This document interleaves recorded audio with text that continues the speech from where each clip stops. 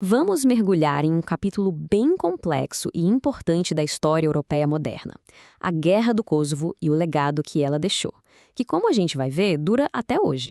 Para começar a entender a dimensão disso tudo, vamos olhar para esse número 1.200.000. Essa é a estimativa mínima do número de albaneses do Kosovo que foram forçados a deixar suas casas. É uma crise humanitária gigantesca que chamou a atenção do mundo todo e, claro, preparou o terreno para tudo que veio depois. Mas, afinal, como se chegou a esse ponto? Para a gente entender a intervenção internacional, primeiro a gente precisa dar um passo atrás e olhar para os anos de tensão que foram se acumulando e que levaram ao conflito. Olha, essa guerra não aconteceu da noite para o dia, né? Foi uma escalada. Começou lá em 1989, quando a autonomia do Kosovo foi retirada. A tensão foi só crescendo até que, em 95, o Exército de Libertação do Kosovo começou a agir.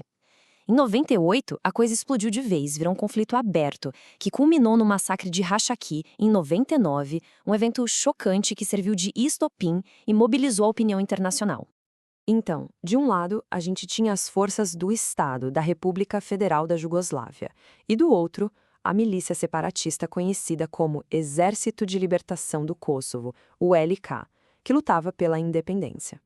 E aí, com a violência só aumentando e a diplomacia falhando, a comunidade internacional se viu numa encruzilhada: intervir ou não? A decisão tomada levou a uma das ações militares mais controversas da história recente. Depois que as negociações de paz em Rambouillet não deram em nada, a OTAN tomou uma atitude drástica. Lançou uma campanha de bombardeio aéreo que durou 78 dias contra a Jugoslávia. E o detalhe mais importante: essa foi uma ação sem o aval do Conselho de Segurança da ONU, o que gera debate até hoje.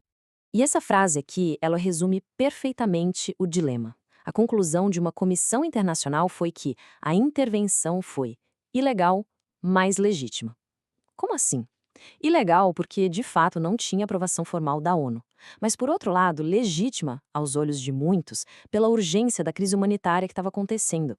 É um paradoxo e tanto. Agora, olha que interessante isso aqui. Essa tabela mostra a diferença gritante entre os danos que a OTAN dizia ter causado na época e o que foi de fato confirmado em campo depois da guerra.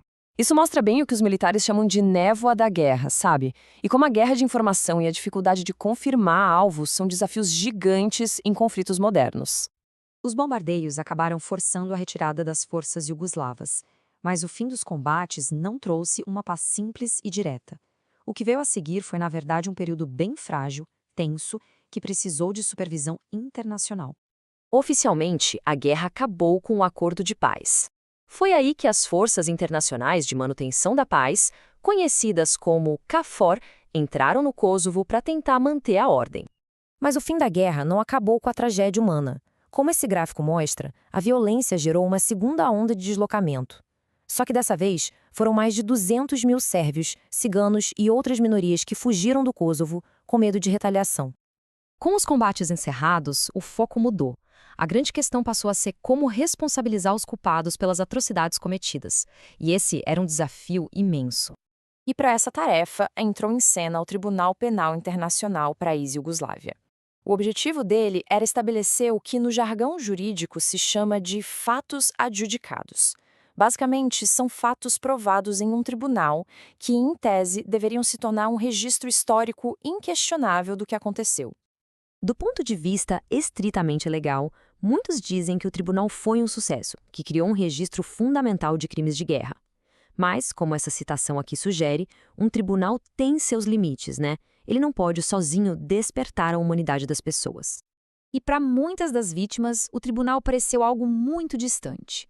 Suas decisões, mesmo sendo importantes do ponto de vista legal, não trouxeram aquele sentimento de justiça ou de reconciliação que elas tanto precisavam no dia a dia. Hoje, mais de 2 décadas depois, as consequências da guerra continuam a moldar a região e também a política internacional. Não é um assunto que ficou no passado. O legado da guerra é enorme. O status político do Kosovo, por exemplo, continua sendo uma questão em aberto até hoje. A guerra também expôs algumas fraquezas militares inesperadas, mostrou a eficácia de táticas de guerrilha contra a alta tecnologia e, talvez o mais importante, levantou um debate profundo sobre a legitimidade e as consequências da tal intervenção humanitária. E tudo isso nos leva a uma questão final, que é talvez a mais crucial de todas. Quando diferentes comunidades se lembram dos mesmos eventos de formas completamente opostas, será que decisões de um tribunal são suficientes para, de fato, trazer uma reconciliação verdadeira? Fica aí a reflexão.